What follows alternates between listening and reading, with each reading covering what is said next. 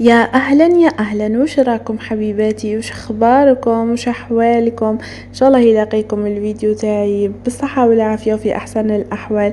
اليوم جيتكم بروتين هكذا، بديتو من الليل روتين، ان شاء الله يعجبكم. اذا كانوا يعجبكم روتيناتي كتبوا لي تحت في التعليقات، لاني لسه راني نتستي في الحاله، راني نجس في النبض نتاعكم. واش راه يعجبكم؟ اسكو يعجبكم هذو الروتينات؟ ما يعجبوكمش؟ المهم ندخلوا للوصفه تاعنا. جبت لكم وصفه هايله هايله هايله من عند صاحب المحل تاع الدجاج المحمر. كي طيبيها شغل راكي شريتيها من برا، راح راجلك يفتح فمه فيك. ليسونسيال راح تحصلي كيما انا كي جاب لي الدجاجه قاعده نخزر فيها وتخزر فيا، نخزر فيها وتخزر فيا، حتى نكرهنا من الخزره في بعضنا. ايوا واش راح درت لها؟ قلت عليك وعلى التحمار انت. ماني قادره نقطع، ماني قادره نعيي روحي. رحت نقيتها قبل، نحيت لها هذيك اللي راهي في الرقبه. شوطتها مليح، نقيتها مليح مليح. وغسلتها بالماء والخل، وبعدها هنا هاني نشف فيها بالبابي باش كي نخدم لها الدوزان تاعها يدخل هذاك الدوزان، ما يقعدش الماء مغلف من فوق. هذه كتدبيره ديروها في روسكم. ايا بعد لي نشفتها مليح، رحت قطعتها على زوج من جهة الظهر كما راه واضح في الفيديو. ورحت كسرت لها العظمة تاع الصدر باش يجوني قد قد كما هكذا. نورمالمون الفيديو راه واضح. وهنا رحت درت لها الدوزن نتاعها. كانت عندي حبة بصل متوسطة الحجم، كنت كرفشتها وضفت لها ربع سنان تاع ثوم كرفشتهم ثاني، وملعقة صغيرة من مبشور الليمون ضفت لها ثاني. هنا الليمون 2 مغارف كبار، والزيت 4 ملاعق كبار، وضفت 3 مغارف كبار من ياغورت ناتور، 3 مغارف كبار. وضفت لها مغرفة كبيرة تاع طماطم مصبرة، طماطم الباطة. ضفت لها مغرفة كبيرة تاع الحمار، نص مغرفة صغيرة فلفل اسود، ونص مغرفة صغيرة زنجبيل. وزدتها مغرفة صغيرة تاع الكمون، ونص مغرفة صغيرة تاع الفلفل الحار الغبرة. وضفت مغرفة متوسطة تاع الملح. انا ضفت مغرف متوسطة، وبعد لي جيت نحطها زدت ضفت لها يعني باش ما تجينيش مالحة. كما قلت لكم مغرف متوسطة الحجم ملح. وهنا خلطت التتبيلة كامل مع بعضها وحطيت الدجاجة فيها. هنا فتحت الدجاجة تاعي هكذا، درت لها ثقوب صغيرة بالموس، درت لها في البلايص كامل. وهنا كنت نسيت ما ضفتش الزعتر اللي هي اهم حاجة وراح تعطيكم بنة صح خرافية. كثروا قد ما تقدروا. هنا هاي الثقوب اللي فتحتها حطيت فيها الفصوص تاع الثوم، كان احجامهم صغيرة، حطيتهم داخلها باش كي تطيب الدجاجة تطيب فيها البنة تاع الثوم والتتبيلة كامل من داخل. وهنا اصلا التتبيله راح ندخلها ثاني بين الجلد واللحم. وفي هذيك الثقوب ثاني راح نحط هذيك التتبيله في البلايص كامل باش الدجاج تاعي كي ناكل من الداخل تكون فيه البنه، تكون البنه مليحه، ما يطيبش صامت من الداخل. هاي ليكم هنا نفتش على الثقوب. هاي دخلت فيهم الدوزان كامل، وراح تخرج لكم واحد البنة صح. كي تطبقوها كيما هكذا صح راح تجيكم واحد البنة كيما تاع المحلات، لانه اصلا جبت هذه التتبيله من عاد تاع المحلات.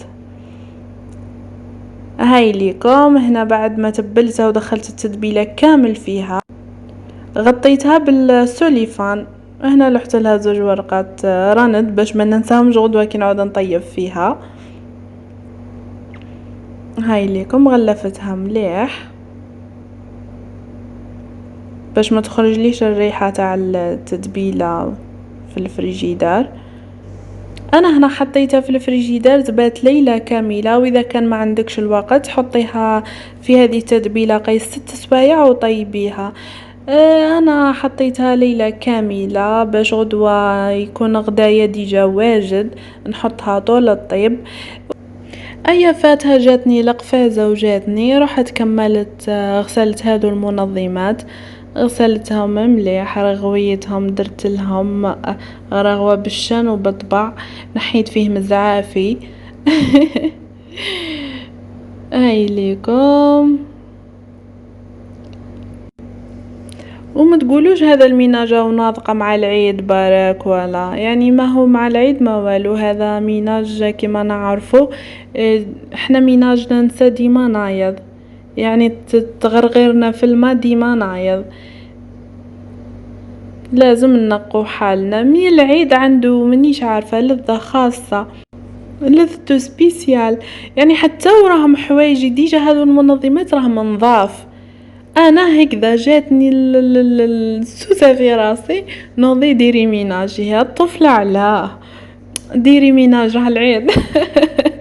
كيما نقولوا احنا يا اخي ميناج العيد، ميناج راس العام، مع انه ميناجنا ديما نايض.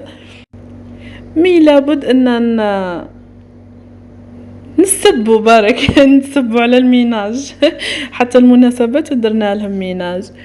وهنا الغدوة من ذاك حبيت نوري لكم هذو المشتريات اللي كنت شريتهم، خرجت وشريتهم ان شاء الله يعجبوكم. هنا شريت هذا حامل الشموع، شريته ب200,000. هنا كنت نبان فيها على بها راني نغطي فيه، يجوا 3 من الكبير للصغير. شريت هذا النقاش على شكلين، العادي وهذا المموج.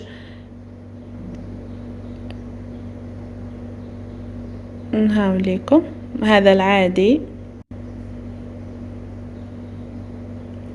وكنت شريت تاع الكيل هذو، عجبتني قلت نعود نكيل بيها، بالاخص كي يعود كيل حاجه قليله بارك مليحه.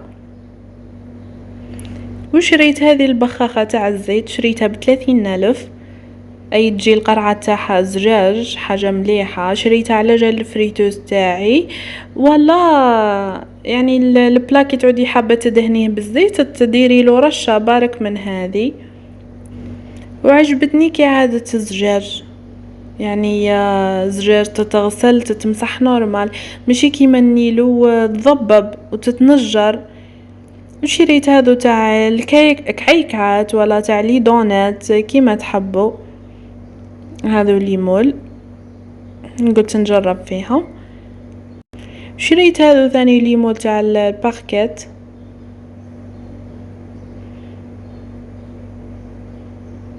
شريت هذا تاع الشونتي نورمالمون 15,000 الوحده ولا 12,000.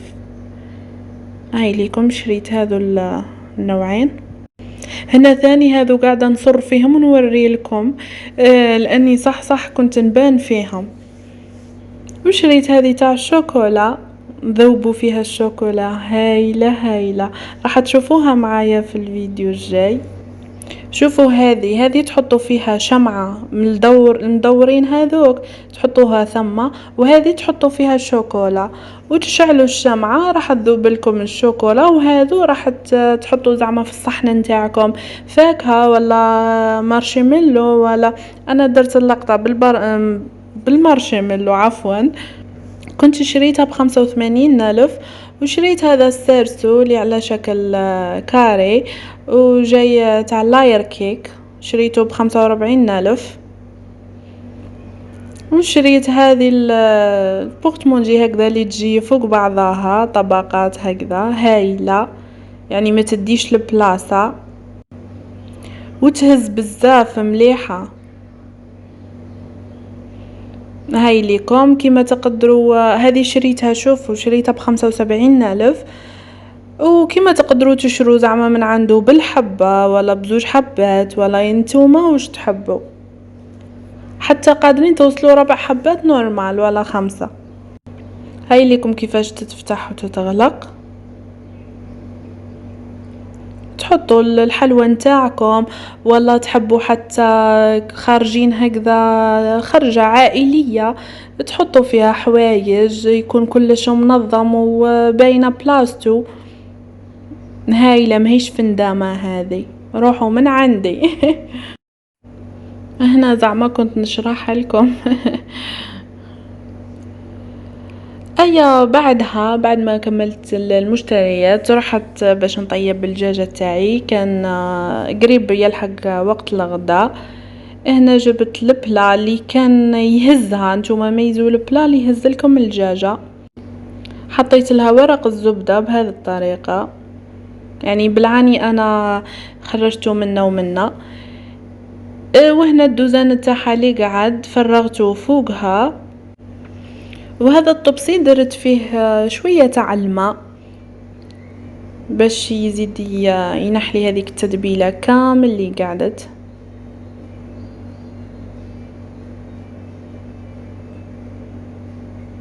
هاي ليكم قلت لكم ورق الزبده انا بالعاني خرجته منا ومنا باش من بعد نزيد نغطي به الدجاجه.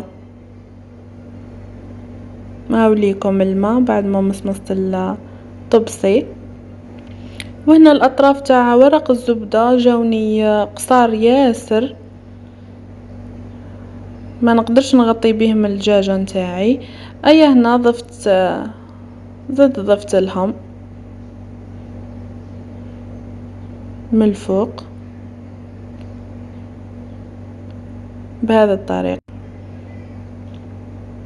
وهنا زدت من الفوق الالومنيوم. تتبعوا الخطوات مليح، راه كل خطوه فيها فايده ليكم. وتحطوها في الفرن تطيب على نار متوسطه. انا كنت حميت ديجا الفرن مسبقا. شوفوا انا خذت لي هذه في طيابها 45 دقيقه.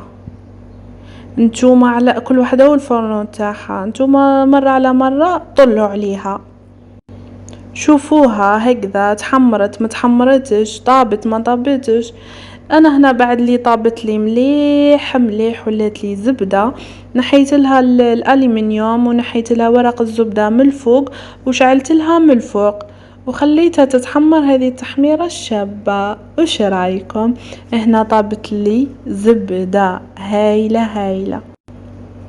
ما راحش تندموا في هذه الوصفه، جربوها وحطوا لي تطبيقاتكم في الجروب الخاص بالقناه، ولا ابعثوهم لي في الانستغرام. وانا راح نشاركهم في الستوري تاعي. شوفوا كيفاش طابت زبده. وهنا تخيلوا بعد ما كلاها راجلي اللي هو أليخاندرو المشهور، بعد ما كلاها قال لي كلمة طول صدمتني: وداعا للدجاج تاع برا. صح قال لي وداعا للدجاج تاع برا. هنا قد ما كانت فرحة انه عجباته، قد ما كانت قد ما جاني احباط اني خلاص يعني لصقت درك الدجاج تاع الدار برك. تخيلوا. يعني حصلت روحي بروحي بشطارتي وقفازتي، حصلت روحي. ان شاء الله هذا الروتين كان خفيف وظريف على قلوبكم، ان شاء الله ما طولتش عليكم. ما تنسونيش بالدعم، اشتركوا وفعلوا الجرس التنبيهات باش يوصلكم كل جديد. ما تنسوش تخلوا لي لمستكم بالجام والتعليق الحلو كيما نتوما. نحبكم خيرات الله، مع السلامه.